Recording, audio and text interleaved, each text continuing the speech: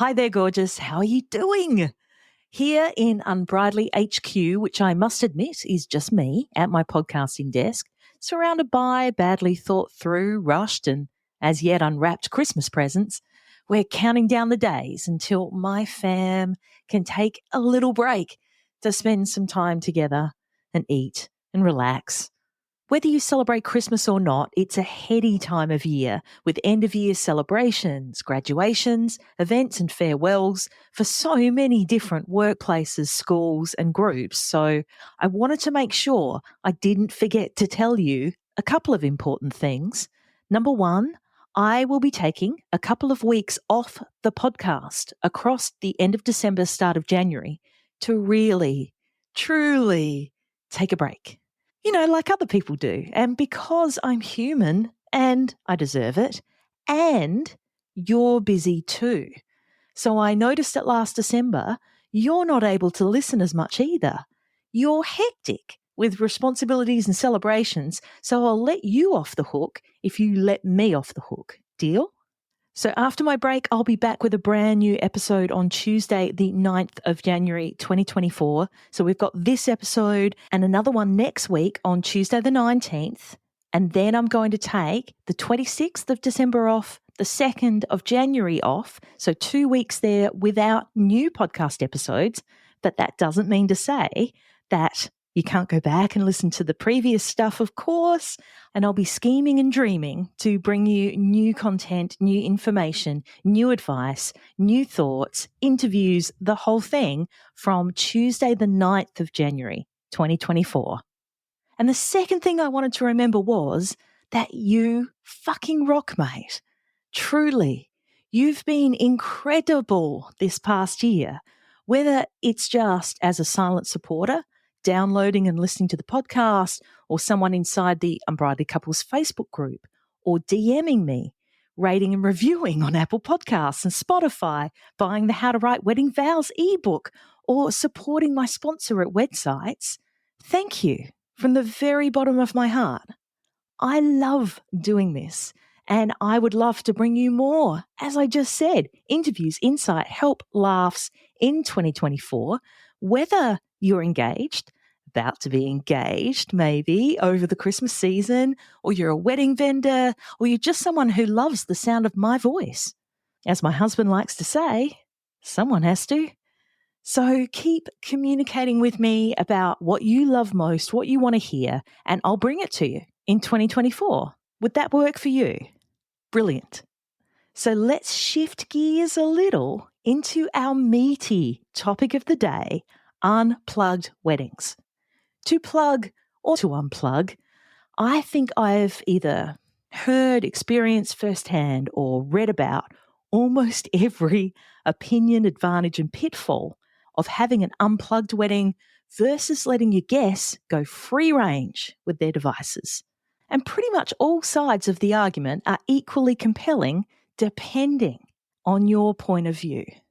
Grandma generally feels a little disconnected from her family and wants to take a couple of photos on her iPad during the ceremony to show her friends how proud she is of her granddaughter. So where's the harm in that?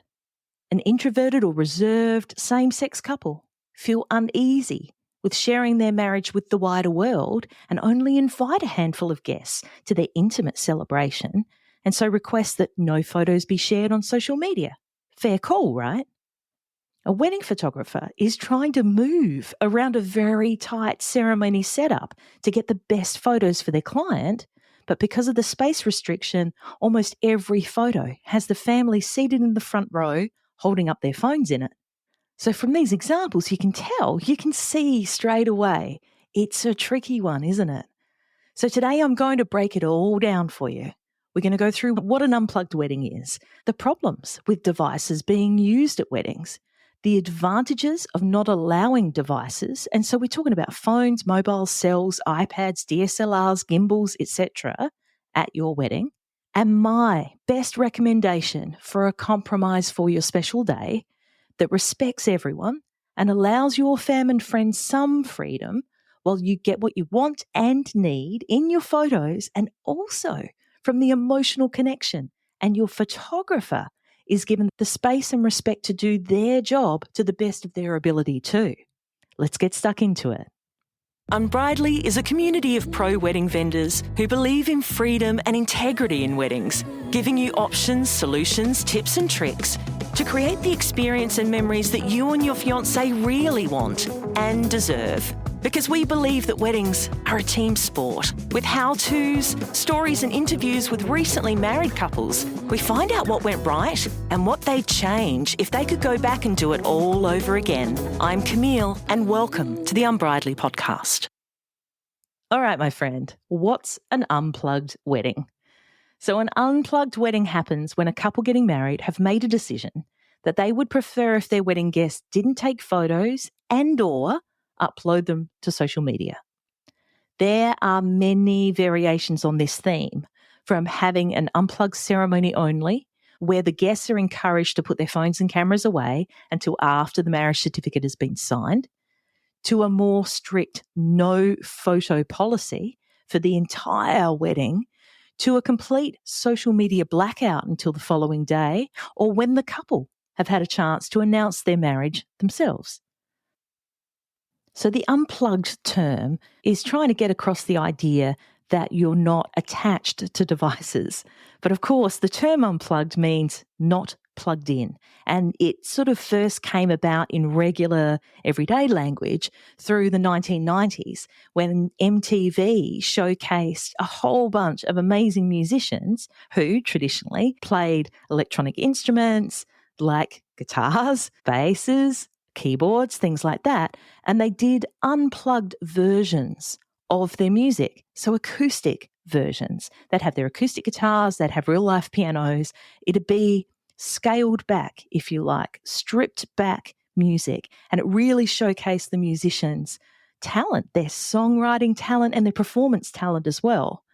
This term was then used to describe not being connected digitally. So unplugged for an afternoon would mean getting rid of all your devices, not maintaining contact with the internet, not answering the phone, things like that. A question I get quite frequently is, what's the big problem with taking a few photos during a wedding? And it's a really good question. And the answer comes with a little bit of history attached. So over the last 15 to 20 years, advancements in tech like the development and affordability of DSLR cameras and the quality of built-in cameras in cell and mobile phones and the immediacy and capacity to share photos and video on social media have changed everything for everyone everywhere in the documenting of what goes on in our everyday lives. These changes have meant that most people now have the ability, as you well know, to take photos or videos and share them for the world to see in a matter of seconds. But it wasn't always like that. And it's really important to remember that your older generation, your parents, your grandparents, they weren't brought up with this technology and that ability to be able to share things instantaneously. So in most everyday situations, it's not a problem. But it only takes a short conversation with someone famous, a parent protecting the privacy of their underage and impressionable child, or a wedding supplier to tell you that it can cause big issues with things like public relations, privacy requirements, exclusivity contracts, embargo agreements.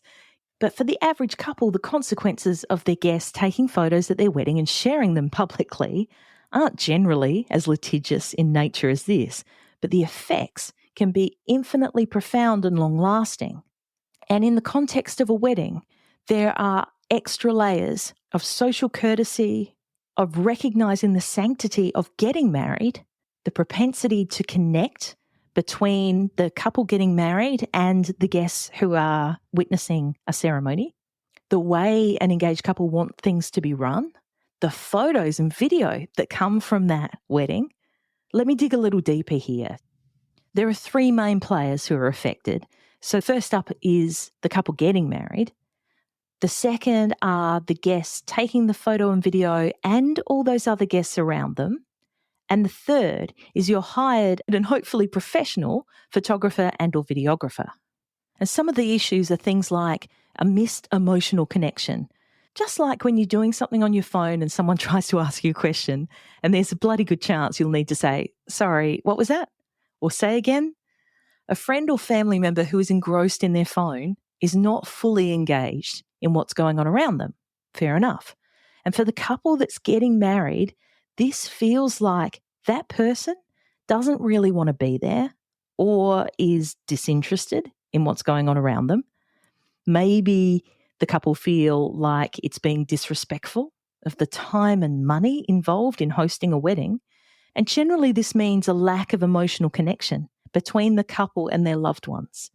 So from my perspective, up the front during a wedding ceremony, so as a celebrant, I can feel the difference between an unplugged ceremony and one where the guests are left to their own devices, pun intended.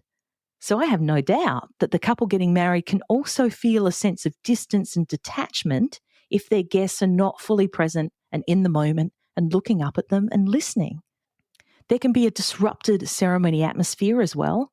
So the distraction caused by family and friends taking photos and videos can disrupt the intended atmosphere of the ceremony, and the couple getting married might feel that the importance of the moment is compromised when they're surrounded by a sea of devices. Most civil or non-religious Australian wedding ceremonies are held outdoors, and so not all guests are seated for the ceremony. You might just have like a handful of chairs for the immediate family to sit down at the front, and the rest of your friends and family will be standing for the duration, which means that if someone wants to take a photo or video, they quite often feel the need to move a little to get the shot. You might not believe it, but I've seen guests standing in the aisle before the start of the ceremony, effectively blocking the person from seeing their fiancé walk down the aisle. I've seen guests come up close to the front to make sure they capture a shot. And I've seen many a grandma, nana, or nonna get her iPad out of its case and stand up to take a photo of the couple during the processional, the walking down the aisle bit, or the recessional when they're walking back up as a married couple. And they hold it up high or in the aisle, effectively blocking the view of other guests and their professional photographer or videographer as well. Don't think for a moment that this kind of movement goes unnoticed by the couple. The constant presence of phones and cameras, they might distract the couple from focusing on each other during their ceremony. And it may also affect the other guests' experience of the wedding ceremony as well. So the distracting nature of taking photos and videos, it might disturb fellow guests. It can disrupt the shared experience for everyone present, affecting the collective atmosphere. Sometimes there are privacy concerns as well. So guests capturing and sharing moments on social media might inadvertently expose the couple's private and intimate moments. The couple might feel uncomfortable with the lack of control over this momentous occasion being shared without consent and with people who maybe they don't want to see them at that time or in that way.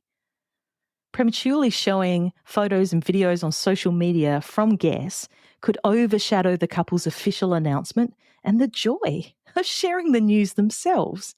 The couple may feel robbed of that moment, that opportunity to savour and share their marriage with the rest of the world in their own time. A couple also needs to think about the people they didn't invite. And so engaged couples, often walk a fine line in deciding who will be present at their special day and who will not. So sharing photos and video with those who have not been invited, it would be inadvertently or through a third party. It can sometimes lead to super uncomfortable and awkward social situations and potential confrontations too. In addition, it might compromise the professional documentation, like your pro photographer, your pro videographer, trying to do the job that you've booked them for.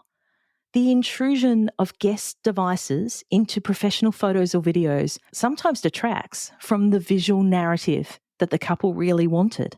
Having phones stick up in photos, in videos, and seeing after the day that was what was happening, that was the perspective of your family and friends can really ruin the aesthetic and the visual storytelling that a couple getting married might have envisioned for their photos and for their video. Also, having guests moving around to get their own photos during the ceremony, during speeches, during cake cutting and special dances in particular, it might mean that your professional photographer and videographer have their movement restricted, by either people in the way or a wall of phones. It can change the framing. It can change the composition of what they're trying to capture.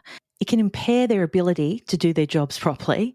And I've heard of couples being disappointed if their carefully chosen photographer or videographer faces challenges in doing their job due to their guests' actions. And something that a lot of people aren't thinking of, there is a chance, and I've seen it, of unexpected camera or phone flashes completely ruining an image or a series of images. You can't get that moment back. If someone accidentally has their flash on inside and takes a shot right in front of the professional photographer, it's blown out. There's nothing they can do to get that back. So, it's just another thing to keep in mind. It might also change how your guests interact with you. So guests who are more focused on their phones, their cameras, their gimbal, their iPad, might neglect personal interactions. The couple might feel a lack of genuine connection with their guests as personal conversations take a back seat to capturing digital memories.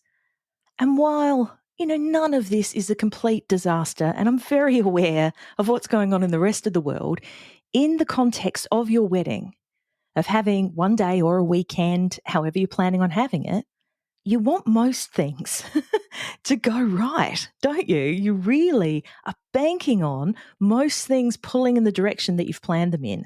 And so it's about minimizing the opportunity for either, having things impaired, having things not feeling as good as they could, or having photos just not work out. So the benefits, let's talk about the positives rather than the negatives. Let's have a think about what are the benefits of having an unplugged wedding. You still haven't written your vows yet, have you?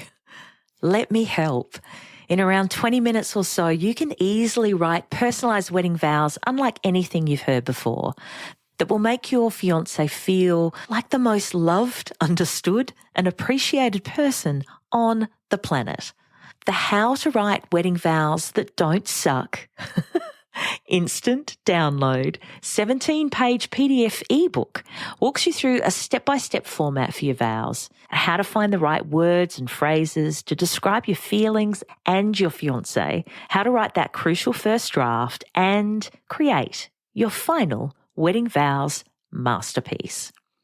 So if you don't know how or even where to start, if you've been Googling your little heart out, or if you've been calling them wedding vows, AEIOU, this ebook is for you. Included in there are also some bonus secrets for getting the most out of your wedding ceremony. So make sure you download your copy right now and get Write Your Wedding Vows crossed off your to-do list today. The link is in the show notes. Number one, I truly believe that your guests, the people who love you, your family and friends, will listen and they'll interact more without the distraction of their phone. Your guests will be free to immerse themselves in the experience that you've spent months and months and months, usually, planning. They'll be more likely to listen and remember your ceremony better. They're more likely to engage and react to your heartfelt, maybe vows, maybe speeches, cheer you on for your first dance, rather than experience it through a viewfinder or a small screen and go, oh, that's beautiful, to themselves. It doesn't give anything back. There's not that reciprocity there of, I invite you to my wedding, you love it, you tell me you love it, I feel good too, if you know what I mean. And without constantly checking on their phone, your family and friends are more likely to be much more open to and might even actively seek out interactions with other guests that they might not have met before, which is really, when you think about it, a wedding is a celebration, sure, but it's my friends and family sometimes are meeting for the very first time your friends and family. You want them to have that opportunity to have a chat with each other, meet each other at the photo booth, have a chat over the buffet, just all those little interactions that make new people friends. It sounds super corny, right? But it's true. We're bringing together social groups. So not having phones as a barrier can really help with those interactions. And the harsh truth is that although the technology of taking photos has advanced, like it's amazing, the photography skills of most people haven't. So your professional and experienced wedding photographer will make the best of any lighting situation so you can skip those unflattering, inappropriate, grainy photos that some guests think are okay to upload to social media or to share. The extra benefit of not having a camera in everyone's hands means that you won't have your photographer blocked. There's no need to jostle for prime position with Artie Beryl or having those blinding flashes overexpose the photos that they take. Now, it wouldn't be a decent deep dive if I didn't discuss the downsides to having an unplugged wedding. So my husband and I had an unplugged wedding ceremony over 9 years ago now. And at the time, I couldn't see why some family and friends weren't thrilled with the idea. Looking back, though, there were some things that I hadn't banked on, like the come down, the disappointment, the loss the week following our wedding when there were only a handful of reception photos to look back on until the official photos came through. And also the sharing of the official photos when they did arrive. How were our family and friends going to view them privately or save them, print them, especially if they weren't tech savvy? I hadn't really thought that one through. The other thing that I hadn't considered is, and this is growing more and more prevalent, especially with younger friends and family, is how much joy people get from viewing the world through their phone. That it is a part of how they interact with the world. It's part of what they do, how they process it. It's part of how they go back and remember things. It's part of sharing with other family and friends. And so there is, I think, something to be said for those people out there who are like, well, part of me enjoying this wedding is taking a couple of photos on my phone of my friend. It brings me joy. I'm stoked for them. Why can't there be some sort of compromise? So here are my very best tips after years, 15 odd years of being a celebrant, let alone all the experience I've had in events and hospitality prior to this. But here are a few ways to make the unplugged experience a little better for everyone involved, because I do still advocate for it, but in certain circumstances and with a couple of caveats. So number one, have a sharing plan in place and let your guests know about it. Talk with your wedding photographer about sharing a sneak peek, a handful of photos, a couple of days after the wedding on social media to whet everyone's appetite until the rest are ready, which can be anywhere from 2 weeks to 3 months later. But what most couples want to do is share a beautiful, curated, edited, professional photo. That's how they want to announce their wedding to the world. Some people won't care, but if you do care, this is definitely the way to do it. Also, be sure to discuss the timeline with your photographer of when they anticipate that your photos will be ready for you. Now, commonly, especially in peak season, these times can be pushed out a bit. And a photographer can estimate, absolutely, and promise to be in touch should those estimations change. But you need a ballpark, really, because you want to be able to push back on families and friends. If you haven't allowed photos during the ceremony, you want to be able to roughly let them know when they can expect to see some, if they're that eager, of course. So you need to have an online portal or file sharing process for your guests that doesn't compromise your photographer's copyright as well. Most professional photographers will have their preferred online gallery options for you, and that's how they'll use things. 9 times out of 10, your guests can also log on there, download if that's appropriate, if that's part of your package, or purchase certain photos, maybe prints as well. Have that chat with your photographer. Tip number 2 is have some photos to take home with you. So bringing in a photo booth for the reception, or having instant camera and props available for your guests, or content creator is a smart way for them to be able to capture the moment and take some memories home with them straight away. It also means you have the chance to look back on your day, on your weekend, really soon after your wedding, and it can remind you of all those beautiful moments. Tip number 3 is to limit the unplugged part of your wedding. So you don't need to have an entirely unplugged wedding from go to woe. Your ceremony is the perfect time to ask your family and friends to put their phones away and really enjoy the moment. You can then make your expectations super clear by arranging for your priest or celebrant, officiant to make an announcement at the beginning of your ceremony. And a fun way to compromise on the ceremony's about to start, put your phones away request is to allow your wedding guests 1 hot minute where after the ceremony has started and you've got both parties standing at the front and everyone's looking gorgeous and you're just about to start, you could allow your guests a minute to capture that moment, for them to get out all their phones, their iPads, everything else that's intrusive. Take that photo, capture that moment, and then basically you've scratched their itch.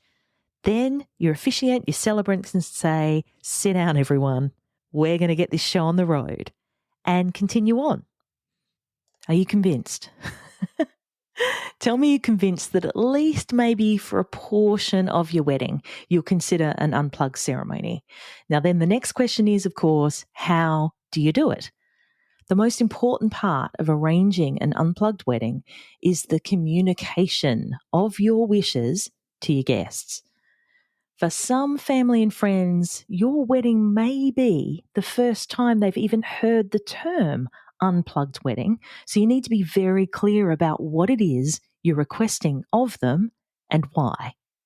There are 3 main steps. Number 1 is to let your guests know ahead of time via your invitations. So super early, yes, but never on the invitation. So you want to use an insert in the envelope if you're going old school and you're going paper, cardboard, something physical, a physical invitation. Or you can add the notification to your wedding website. It just gives them a heads up, way ahead of time, that this is what's coming, this is what you expect on the day. My best advice would be to avoid cutesy poems and funny verse if you can help it. This is your first opportunity to make it crystal clear what you want to happen. So something simple like, we invite you to be truly present at our ceremony and respectfully request that all cameras and phones be turned off. We look forward to sharing our professional photos with you after the big day. Really simple. You're telling them what you want turned off, you're telling them when, and you're also telling them that they're not going to miss out on beautiful photos of the ceremony. Step number 2 is to nominate a diplomatic friend or two to help encourage your guests to put their phone or camera away on the day, in the moment, and have some signage or a program to back them up. So there are some great signs that you can use for unplugged ceremonies. Some of them say things like, welcome to our unplugged ceremony.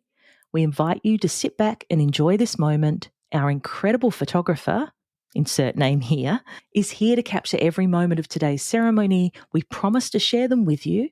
So kindly turn off your phone and cameras until after the ceremony. Thank you. Now that one's a little bit wordy, but we can do it more simple. Unplugged ceremony would be your title, and then something like, we invite you to be fully present during our ceremony. kindly turn off all phones and cameras and enjoy this moment with us. Easy, very direct. And then the third step is to ask your priest or celebrant or your officiant to make a housekeeping announcement before the ceremony begins. So something, again, simple, direct, and polite. You know, we want to ask them nicely. They're the people that you love.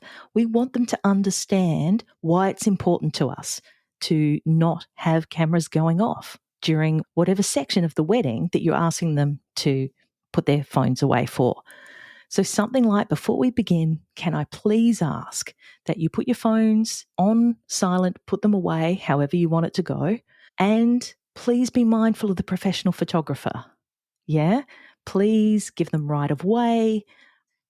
9 times out of 10 during the ceremony, it might be during the first dance, depending on the setup of your wedding reception. It might be during the cake cutting, it might be during the entry of the couple coming into the reception venue. You need to be specific, you need to be clear. So I'd love to know your thoughts, pro, con, on the etiquette of unplugged weddings, whether or not you think that they're worthwhile. How are you going to go about it if you choose to do it? And if you're not, why? I'd love to know. You can drop me a DM on Instagram at Unbridely, or you can send me a 60-second audio message on SpeakPipe. The link is in the show notes, and I'll chat with you next week. That about wraps it up for this episode of the Unbridely podcast. For the links and resources we mentioned, please head to the show notes. And if you love the show, please review and subscribe on the podcast platform you're on now so you don't miss out on a single episode. Thanks so much for listening. And remember, weddings are a team sport. Catch you soon.